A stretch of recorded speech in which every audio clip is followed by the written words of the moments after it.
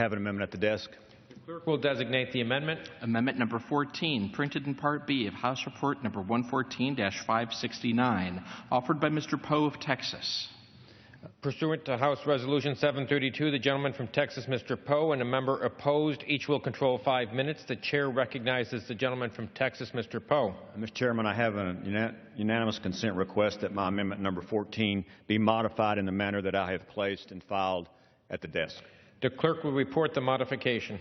Modification to Amendment number 14, printed in Part B of House Report number 114-569, offered by Mr. Poe of Texas. In lieu of the matter proposed to be inserted, Mr. Chairman, I ask unanimous consent that the modification be considered as read. Without objection. Is there an objection to the modification? Is there an objection to the modification? Without objection, the amendment is modified. Without objection, the amendment is modified. The gentleman from Texas, Mr. Poe, is recognized. Thank the chairman. I thank the chairman of the full committee. This amendment is very similar to amendments that have been on this House floor before, presented by myself and others, and similar to an amendment that passed unanimously in the FY 2015 NDAA. It's called the SEND Act, that addresses the process of sending excess military equipment that is not being used to our border security folks to help them secure the border. That is the purpose of previous amendments and legislation that started all the way back to 2011. One way that the Department of Defense helps Border Patrol is through the transfer of equipment that is in excess or excess to its needs. Under current law, the transfer of this excess equipment gives some preference to counter-drug, counter-terrorism, and some border security activities. This amendment simply takes that preference a step further, giving border security preference for a few specific pieces of equipment which are particularly useful for border security applications. Unmanned surveillance vehicles, including aerostat blimps that are now being used, night vision goggles, and Humvees. The Border Patrol, as we all know, is the first and last line of defense against criminal gangs that come into the United States. In my home state of Texas, I've been to the border numerous times, and we have the same issue that other border states have with the criminal drug cartels who are involved in not only bringing drugs in the United States, but trafficking humans for sex slavery, labor slavery, and other purposes. And after talking with them for about many issues, we find out the situation on the border regarding equipment.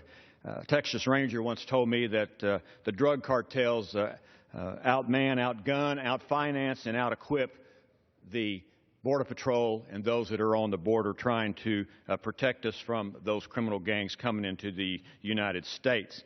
And one of the issues that the last time I was down at the border 2 or 3 weeks ago, the Border Patrol actually was excited about this aerostats that are being used. That's a blimp that they put up in the sky, and it helps surveillance along the border. They need more of those on the border, and of course this amendment does exactly that. It gives a preference to those specific items that are mentioned in the amendment for the Border Patrol to use on border security purposes. And with that, I reserve the balance of my time. Gentleman reserves. The gentleman from Texas, Mr. O'Rourke, is recognized. Mr. Chairman, I rise to claim opposition, and I yield myself 3 minutes. The gentleman is recognized.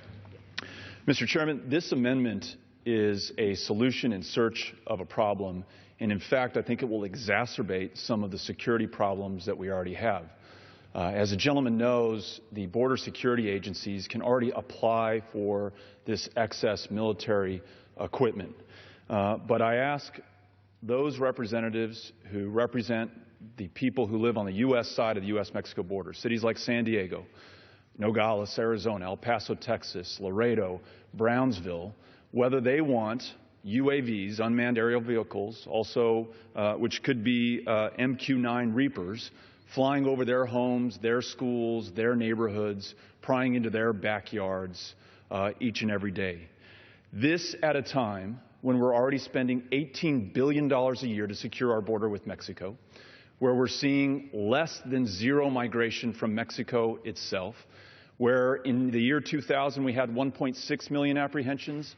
This last year we didn't even reach 400,000 apprehensions, and a border where we are told by the director of the National Counterterrorism Center, the director of the FBI, the secretary of the Homeland Security, that there has never been, nor is there now, a terrorist organization, or a terrorist plot that is seeking to exploit the border with Mexico. What this does is it further takes our eye off the ball where we have known risks and known threats to this country and to the homeland. It stokes fear and anxiety and, in some cases, hatred towards our neighbor to the south, towards those communities on the U.S. side of the U.S.-Mexico border, communities like my own, El Paso, Texas, which happens to be the safest city in the United States today.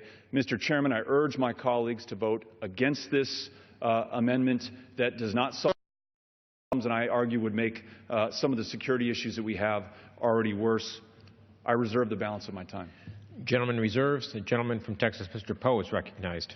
Mr. Chairman, first thing, this legislation, this amendment does not include the MQ-9 Reaper that the gentleman mentioned. It does not make a preference for that. And also take exception to the hatred comment that is made here.